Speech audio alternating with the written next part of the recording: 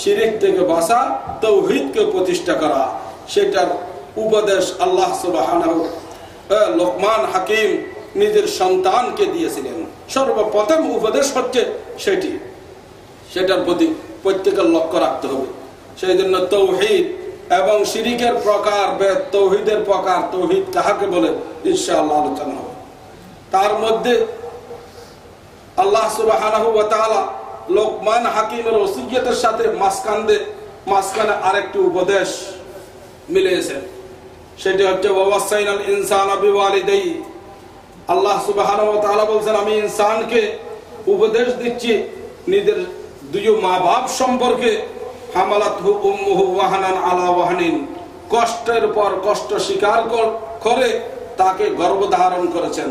কে? মা।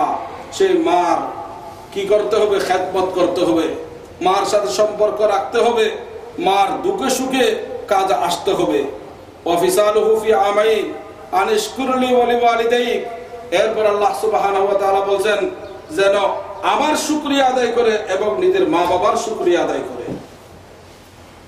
ইলাইয়াল মাসির, আমার দিকে আসতে হবে।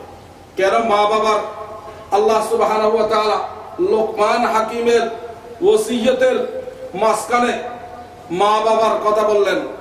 তার কারণ হচ্ছে কয়েকটি। এক নম্বর, লোকমান হাকিম নিজের মা বাবা সম্পর্কে যদি নিজের সন্তানকে নসিহত করেন, ওয়াজ করেন, ওসিয়ত করেন, বুঝে যাবে এটা নিজের ফায়দার জন্য।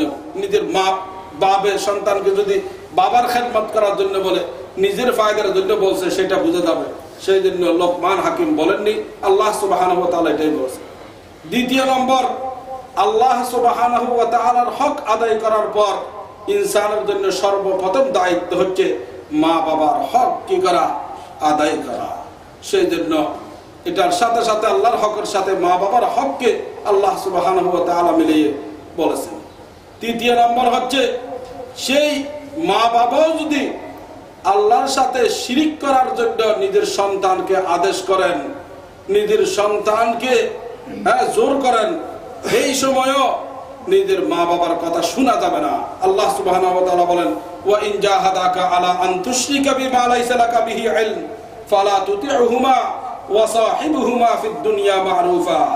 যদি মা বাবা কি করে তোমাকে জোর করে আমার সাথে শরীক করার জন্য, যেটার জ্ঞান তোমার নাই, ফালা তুতি'হুমা, তাদের আনুগত্য করিও না।